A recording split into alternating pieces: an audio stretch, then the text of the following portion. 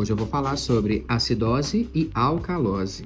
Para entender a acidose, eu preciso entender que a acidose está relacionada a meios ácidos e alcalose relacionada a meios básicos. A acidose e a alcalose, elas podem ser tanto respiratórias, que é o que a gente vai ver agora, como metabólicas. O que é que eu vou entender, então, sobre meio ácido e meio básico?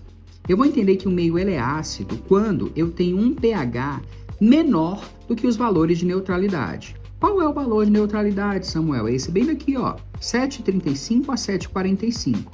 Se o nível de pH do meu meio ele está entre esses valores, eu tenho um pH neutro. Porém, se ele estiver mais baixo, eu vou ter um meio ácido, ou seja, acidose.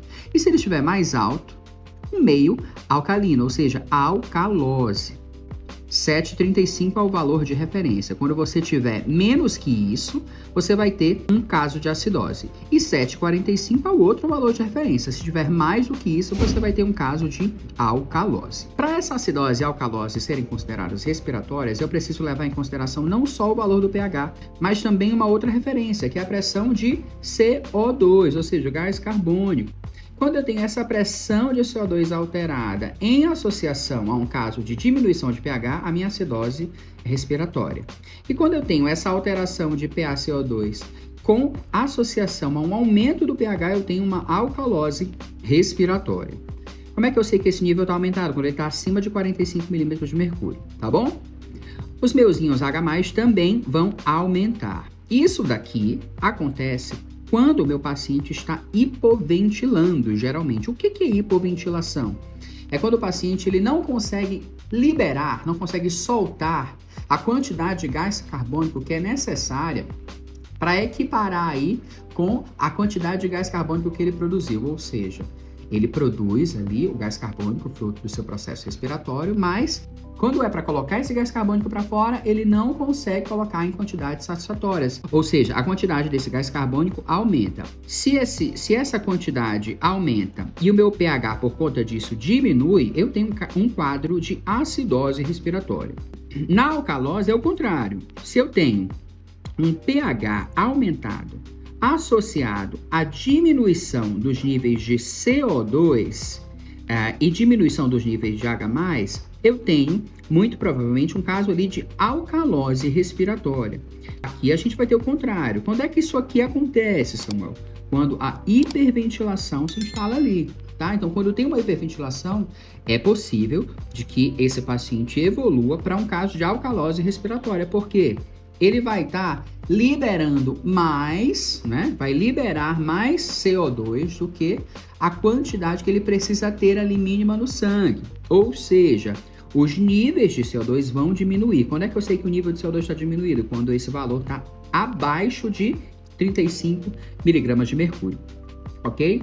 Então, nesse caso bem aqui, eu tenho diminuição de CO2 e H+, associada a um aumento do pH, eu tenho uma alcalose respiratória. Então, pensou em hipoventilação, acidose respiratória. Pensou em hiperventilação, alcalose respiratória. E o que pode causar essa acidose respiratória no meu paciente? Hipoventilação. O que pode causar hipoventilação no meu corpo? DPOC, enfisema pulmonar, por exemplo, uma doença pulmonar obstrutiva crônica, pneumotórax, uma depressão ali da ação do sistema nervoso central por uso de alguns tipos de medicação, dor. Tudo isso pode fazer com que o meu paciente hipoventile e esse quadro bem aqui se instale.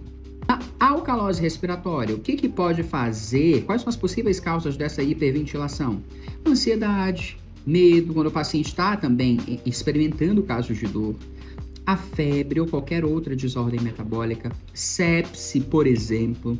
A sepse também, ela pode levar a um quadro de alcalose respiratória. Esse meu paciente vai hiperventilar e aí, o que pode acontecer? Níveis de CO2 diminuem e o pH aumenta. Alcalose respiratória. E lesões também no sistema nervoso central. O que clinicamente vai me sugerir que meu paciente pode estar com caso de acidose respiratória? Ó, dispneia, quando ele tem respirações muito superficiais, muita dor de cabeça, esse meu paciente está confuso.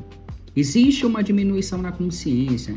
Em alterações muito elevadas desse quadro, eu posso ter até um paciente letárgico, irresponsivo muitas vezes. Esses sinais e sintomas aqui podem me sugerir um quadro de acidose respiratória. Já esses da direita Arritmias e palpitações, boca seca, sudorese, espasmos nos membros e um grande esforço respiratório estão associados a quadros hiperventilatórios. E quando eu penso em hiperventilação, eu penso em alcalose respiratória. Para não esquecer, quadros de acidose são quadros onde a gente tem um pH menor do que 7,35. Quando eu associo isso com o aumento do nível de CO2, eu tenho uma acidose respiratória. Meus níveis de H+ também aumentam e eu tenho, muito provavelmente, ali um quadro de hipoventilação favorecendo essas alterações. Quando eu tenho um pH superior a 7,45, eu tenho um quadro de alcalose. Esse meu meio está mais básico. Se eu associo essa alcalose a uma diminuição dos níveis de CO2, ou seja, menos que 35 mg de mercúrio ali no nível sanguíneo, e uma diminuição dos meus íons H+, eu tenho uma alcalose respiratória. Isso está geralmente associado à hiperventilação. Condições que hipoventilem meu paciente podem levar à acidose respiratória. Condições que hiperventilem o meu paciente podem levar à alcalose respiratória.